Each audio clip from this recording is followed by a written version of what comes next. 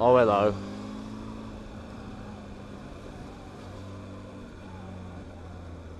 Hello YouTube, DSN here, and today we're going to talk about lane positioning or road positioning. And the reason that I bring this up is because I was riding to a friend of mine's the other day, and we were going up a single carriageway national speed limit road, and I was following along behind this Mercedes, and as we got to this left hand bend, as we both going round it, 50-60 miles an hour, suddenly creeping along the left hand side of the road at about 25 miles an hour was this young girl on like a little 50cc moped, and she was literally cowering like this on the side of the road, right, literally almost on the white line. Now, see, just doing that, then that guy nearly didn't see me. Now, when I did my full license, my DAS training, and then when I've gone on and done advanced training after that, we were told that there isn't an exact science. I can't just give you, a little book to read and you'll come away knowing exactly where you should be, on the road at all times, no matter what, because there's just too much variation, there's too many variables that sort of all come together to make the choice of where you should be at any given time. And a lot of this stuff changes on quite a frequent and regular basis. So what you should be doing when you're thinking about where to position yourself in the road is, first of all, trying to reduce the danger. As now, I'm going to move right over here simply because I can see a pedestrian and a big truck coming along. I decided it was safer for me to be as far away from that truck as I could be, because I can see there's no junctions or anything else ahead of me, and I just made that decision. And the sole reason I did that was because I thought it would be less dangerous for me to be further away from that truck. So that sort of positioning myself in the road to minimise the danger that I'm in. At the same time, you want to minimise the hazards that are around you, potholes, things in the road, that sort of thing. Now, secondly to that, assuming there are no hazards, is that you want to position yourself to give yourself the best view you can. Now, by that I mean, I'm coming up to this left-hand bend here, so I want to be over to the right because I can see more. I can see there's a slight right-hand bend coming up, so I'll go to the left, but there's a junction there which is a hazard, so I'm going to stay sort of towards the middle of the road so I can see down it and see that van coming. So what we're going to talk about next is sort of what I personally look out for when I'm riding along on my bike, and how the information that I get, how I use that to decide whereabouts in the road I want to be, again, to keep myself as safe as possible and give myself the best view. Now, as a general rule, I will always try, firstly, just to put myself in the right position so that I can see round the corner. Now, for the most part, if we've got a left hand bend here, I want to be on the right here, and I'll be on the right so I can see around the corner, as quick as possible. And also then we go over to a little right hand bend.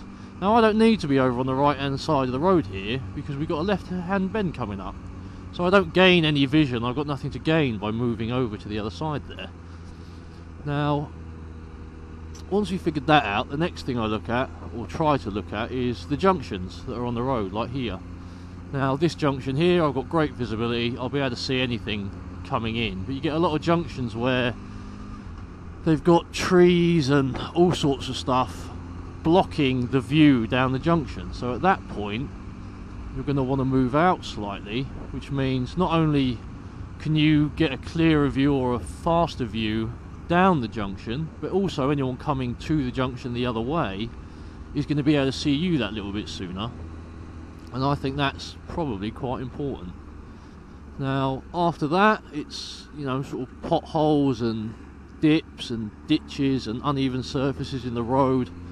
You know, the when they melt the tarmac together, you get that slip strip, white lines on the road, that sort of stuff, which is gonna weigh up against, well, this is what's going to give me the best view, but would I rather have the better view of the road, or would I rather not go over that, you know, manhole cover?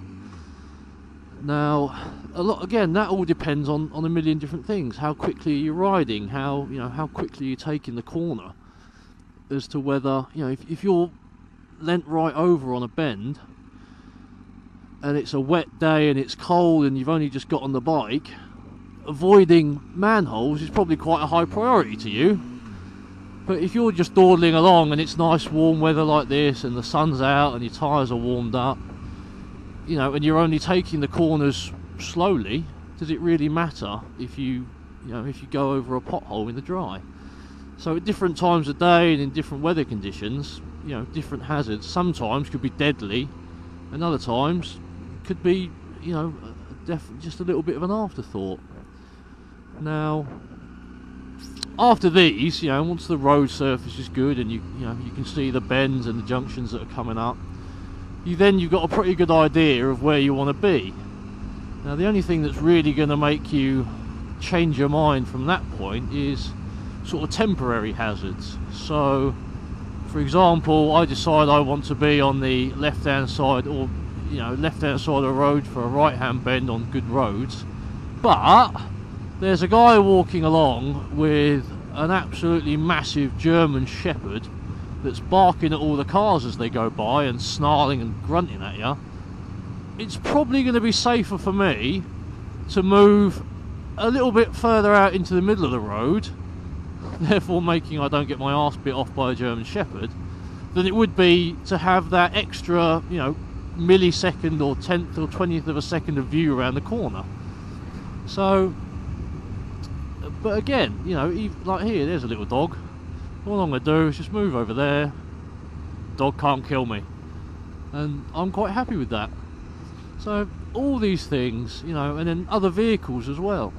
I decide I want to be further over to the right, you know, further over to this side of the road, but there's a massive Arctic coming the other way, and we're both on a national speed limit road. The wind hit alone is going to register with me as quite an unsafe thing, you know. So if I can, I'll then move further over to the left, and it's literally just a case, and this is what I think about all day long. You know, you're just literally weighing this stuff up straight over the middle of the roundabout. There we go. And then you make the best decision that you can, and I don't think really anyone can ask more than that of you. But it really does make a massive difference to... There's also lots of rider distractions all over the place that can just take your concentration away in a second. Where was I? Oh yeah. So yeah, hopefully this has helped you guys. You know, I'm more hopeful that a lot of you already know all this, and that you're just going to be like, yep, that's hopefully what I do as well. That's what I'd like to hear. But I'm sure, especially after the conversation I had with my friend the other day, there's going to be at least a few of you guys out there that don't know this stuff, or, you know, not by your own fault necessarily, maybe just weren't taught it, or on the other side of the coin, maybe you just don't care. But either way, hopefully this has been helpful to some of you guys, and I will see you all soon.